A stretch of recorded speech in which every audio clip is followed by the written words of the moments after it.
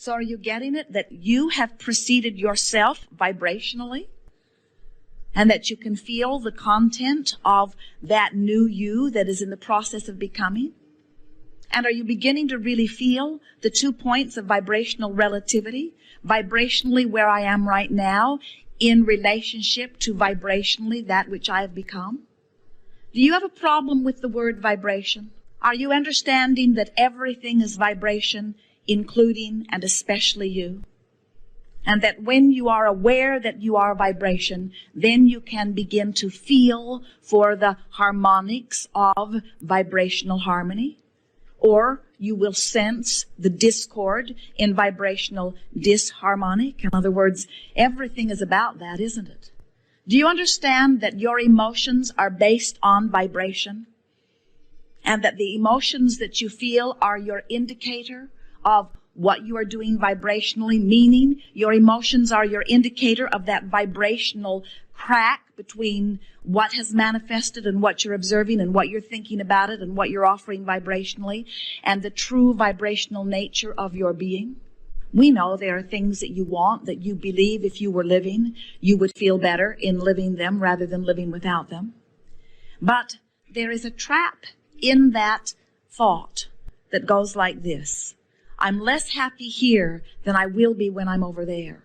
And since all of your vibrational offering is being offered from here, then if you're less happy here, you can't get there. But how do I feel better over here when I'm not over there? And we say, by looking for things that are over here that also feel good. By caring so much about how you feel that you're willing to work it away, work it around in every which way that you can until you feel the vibrational alignment taking place within you. We've been accused of wanting to teach you how to visualize so profoundly that you're so happy in your vision that whether the manifestation happens now or tomorrow or much, much later, it doesn't really matter because you're happy in your now. We have been accused accurately because we know that there is nothing that you want that is for any other reason than you think you will be better when you get it. You think that you will feel better in the having of that. You would think you will feel better in having more money or in having that lover or in having that more satisfying employment or in having that happier feeling body. We know that it feels to you that those things need to manifest before you will feel happier. But what we're wanting to remind you is that there is this response to what's happening, which is a post-manifestational response to the action world that is around you, but that is only a fraction of your creative license.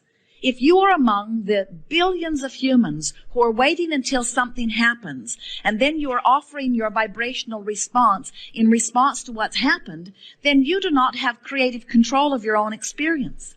But if you are someone who has figured out that you are vibration, first and foremost, and if you are someone who has figured out that you can, by choosing thoughts, adjust the vibrational content of your being, and thereby mold the energy of your being into vibrational alignment with that which you have become, now you are a deliberate creator.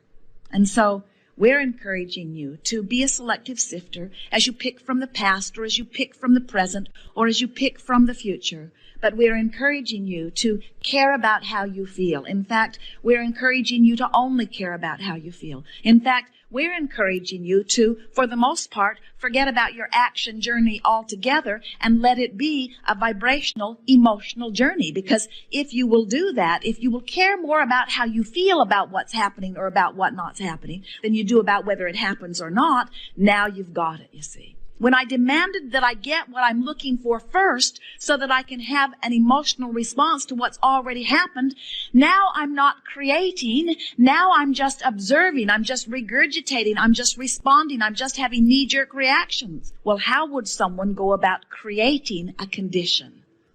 By using the condition as I always must to help me conclude what I would prefer, but then immediately taking my eyes off of the not preferred condition while I expectantly reach for an improved condition.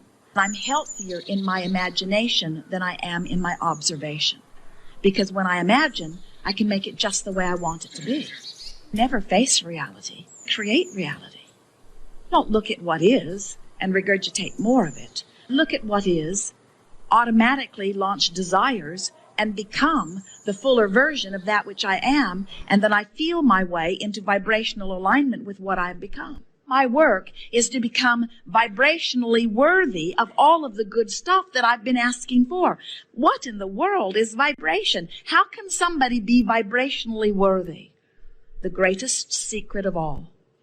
To be vibrationally worthy, you just have to care more than anything else, more than life itself, because it is life itself, how you feel.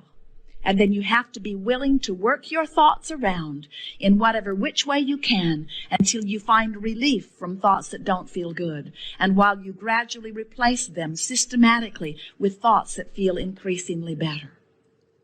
Well, how does one go about that? Well, you look out at people who annoy you, and you feel the discomfort of that annoyance. And then rather than asking them to change their annoying behavior, you just work it around in your mind so that they don't annoy you so much.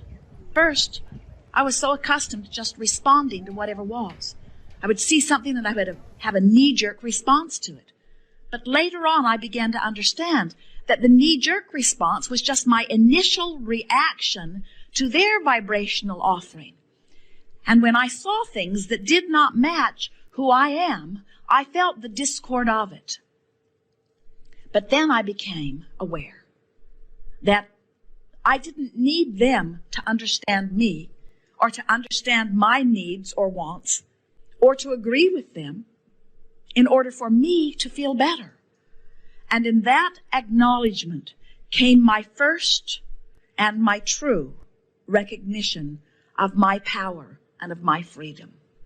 When I discovered that I no longer needed one other person on the planet to be even a little bit different in order for me to feel the way I wanted to feel, I found instant freedom, and I found something else. I found an ability to love them anyway. And when I found that I could love them anyway, I returned to the true nature of my being. And without even knowing I was doing it, I closed the gap between me, and I began to be the source energy being in a physical body that I was born to be. Then I had my first real birth, where all that I was meant to be was focused with me in this moment. I can't look at things that are horrible and feel good, but by practicing looking at things that feel good, the horrible things don't show up in my life. I have to look pretty hard to find them. Law of attraction doesn't bring me the horrible things when I've tuned myself to the well-being things. And anyway, as I look out into this world, there's way more that's going really, really well than is going really, really wrong. Do you know how hard we have to look to scrape up the bad stuff? Who was it that decided that it was our job to find all of the problems and solve them? I found it to be utterly overwhelming. And so I began to tune myself to the good things of life. And more, I am so tuned to the good things of life that only the good things of life show themselves to me. I found out that I could not get sick enough to help sick ones get well. And I could not get poor enough to help poor become prosperous. And I could not find enough confusion to help others be clear. I discovered that through the clarity of my example, by caring about how I feel, and every day contouring myself to vibrational alignment with what feels good, that I not only became the non-physical energy in a physical body that I was born to be, but then, and only then, did I offer a strong enough signal that those who were seeking that sort of clarity could make their way to me. Law of attraction has put us together for a reason. What if I find myself in a horrible place? There will be someone there for you, someone perfectly vibrationally matching where you are, who will amplify for you where you are. And just beyond that person who is amplifying exactly where you are will be another who represents the best that you can reach for from where you are. You will be led by one to another, and eventually you'll find your way back. When you say, I care how I feel, and every day, all day, I deliberately make choices of what feels better and what feels better and what feels better until I've tuned myself on most subjects to feeling really, really good. And now I can see by what law of attraction brings around me that I am a vibrational example